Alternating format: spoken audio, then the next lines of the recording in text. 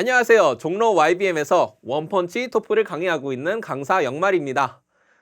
여러분, 제가 9월 10일 날 토플을 보고 왔습니다. 왜 보고 왔느냐?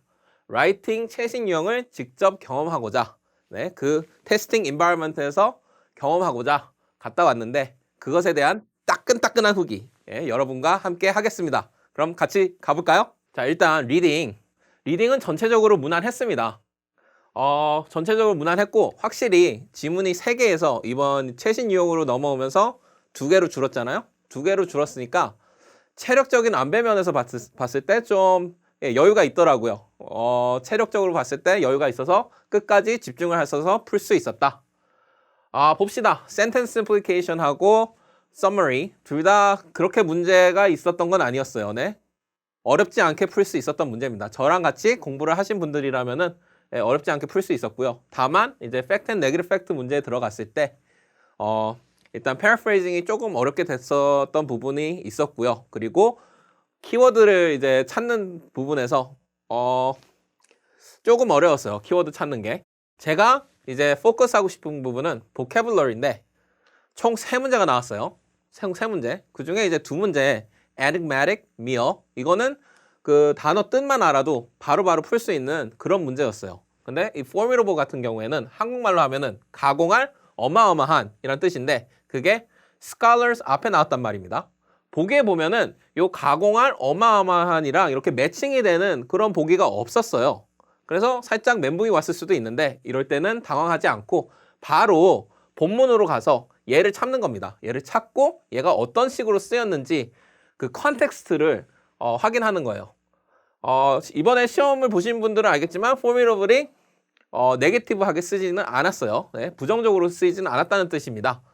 긍정적으로 쓰였고요. 그렇다면은 이제 부정적인 의미가 있는 그 보기들은 지우셔야 되겠죠. 그리고 나서 남는 긍정적인 뜻을 가진 이 보기들을 하나씩 대입해 보면서 scholars 그리고 전체적인 의미에서 이 뜻이 맞는지 그거를 이제 확인해 가면서 풀었어야 하는 문제.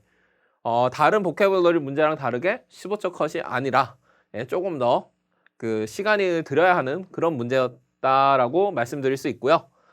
그 부분을 제외하면은 딱히 그렇게 어려웠던 부분이 없는 리딩 파트라고 말씀드리고 싶었습니다. 다음은 리스닝입니다. 전체적으로 무난했습니다. 크게 어렵다는 느낌은 받지 않았거든요. 다만 이 3가지 요거는 이제 포인트 아웃 하고 싶었어요. 맨 처음 컨버세이션 문제가 있었는데 컨버세이션에서 이제 여자분이 프린팅을 할 때 문제가 생깁니다. 문제가 생겨가지고 그 남자 직원분이 오셔가지고 그 문제를 이제 도와주고 문제를 해결했어요. 그래서 거기서 끝나는 줄 알았는데 갑자기 남자분이 그 여자분이 프린트한 내용을 보고 너 인턴십 혹시 하니? 내가 아는 사람도 거기서 그 인턴십 하는 그 회사에서 다니는 것 같던데 뭐 이런 식으로 말을 이어가는 거예요. 갑작스러운 이야기의 화제 변화가 있었습니다. 이 부분은 그 이야기 화제 전환이 일어나는 그 순간을 캐치하지 못하면은 살짝 멘붕일 수도 있어요. 갑자기 프린트 얘기를 하고 있다가 인턴십 얘기를 하니까 내가 뭐 미스했나?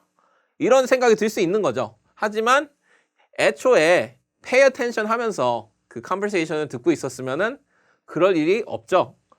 마치 내가 그 conversation을 옆에서 듣고 있는 것처럼 내가 약간 옆에서 eavesdrop 하는 것처럼 듣고 있다면 크게 문제될 내용은 없었고요. 2번째는 메인 토픽에 관한 문제가 나왔어요. 메인 토픽.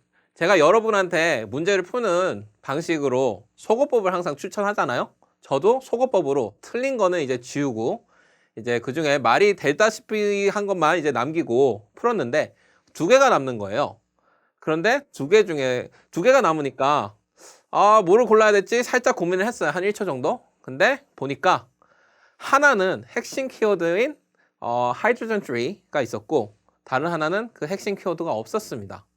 둘 다 말이 되기는 하는데 핵심 키워드를 포함하는 그 보기가 답이 돼야 되겠죠? 그래서 그 보기를 바로 골라서 정답을 맞출 수 있었고 그리고 3번째 디테일 문제로 들어가서는 이게 조금 어려웠어요. 왜냐? 한 번 놓치면은 틀리는 문제였기 때문에 한 번밖에 언급이 없었던 것 같아요. 그 렉처에서. 그런데 그 나왔던 부분이 제가 항상 강조하잖아요. 절차 같은 거 이런 거 나올 때 listen carefully 하라고. 그 절차랑 관련된 문제였어요. 어떤 절차냐? 하이드로젠 3를 달에 있는 하이드로젠 3를 지구로 어떻게 가지고 오느냐. 첫 번째가 뭐 지구에 있는 이 이퀴프먼트를 달로 이렇게 가지고 와야 된다.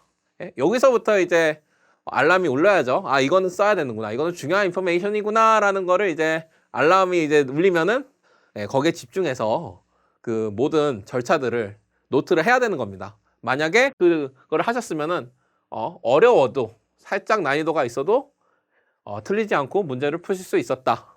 그래서 전체적으로 봤을 때는 요런 세 가지 어려울 수도 있는 부분이 있었지만 무난했다라고 저는 평가를 합니다. 다음은 스피킹입니다. 개인적으로 스피킹이 난이도가 제일 높았던 것 같아요. 일단 들어가면서 독립형 문제에서 문제가 좀 마음에 안 들었습니다. 너무 제 입장에서는 좀 당연하다는 문제를 좀 냈거든요. 아이를 자립심 있게 키워야 된다. 그게 문제였던 것 같은데 좀 저한테는 당연했어요. 당연히 자립심 있게 키워야지. 그러면서 이제 준비하는 과정에서 무슨 얘기를 해야 되는지 그게 좀 막막했습니다. 이거를 하면서 준비하면서 계속 머릿속에는 그래서 뭐 어쩌라고 라는 게 계속 들었는데 이런 문제는 어떻게 푸느냐. 답변을 말하기에 앞서서 이렇게 들어가는 겁니다. This is a tough question, but I think로 내 주장을 바로 얘기하지 않고 그 앞에다가 뭐 이 질문은 너무 어려운 질문이네요. 하지만 제 생각은 하면서 살짝 생각할 시간을 2초에서 한 3초 정도 주는 거죠. 그리고 나서 3초 정도 얼마나 도움이 될지는 모르겠지만 그래도 도움이 되겠죠. 그리고 이제 문제를 풀기 전에 시험을 풀기 전에 이런 주제들 같은 거 있잖아요.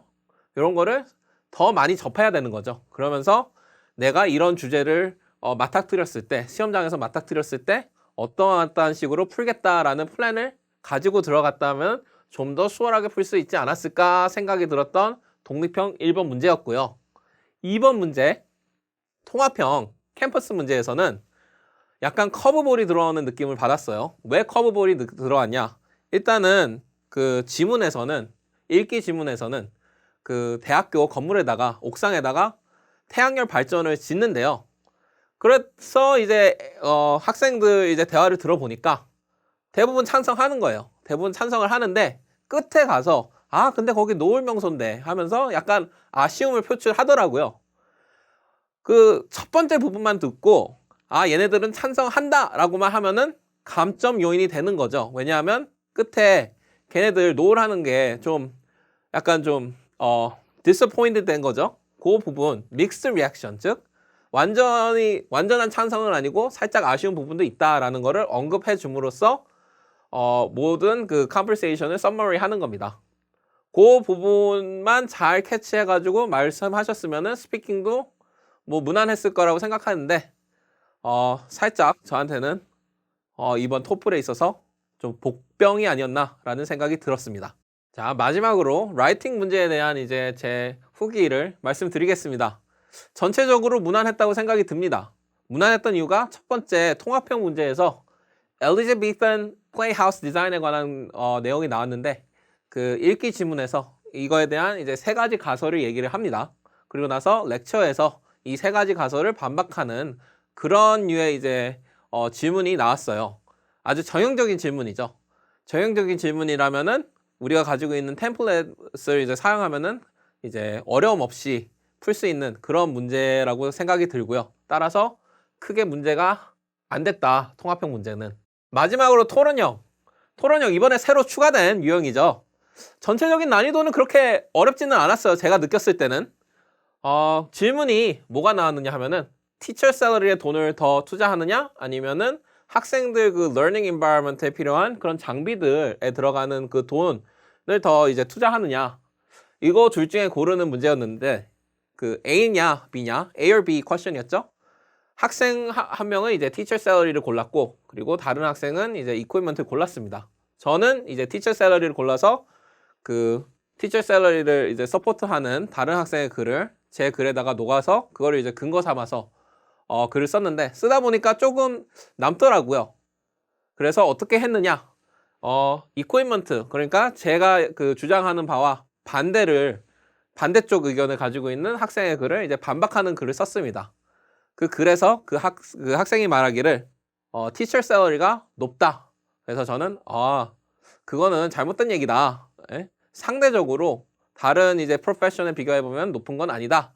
그리고 teacher salary가 높으면은 그 선생님들이 그 강의를 할 때 온전히 집중을 할 수 있어서 오히려 학생들한테 득이 될 거다. 뭐 이런 식의 논리로 글을 썼거든요. 여러분들도 이제 그런 식으로 학생들의 글을 가지고 와서 내 글에 녹이면은 좋은 점수를 받지 않았을까 생각이 듭니다.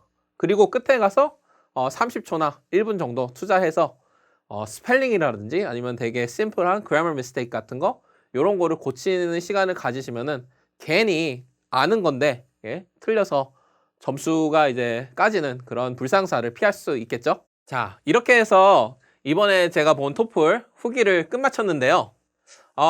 라이팅 바뀌긴 했는데 나쁘지 않았다. 그리고 확실히 짧아지니까 집중력도 올라가고 좋았던 것 같아요.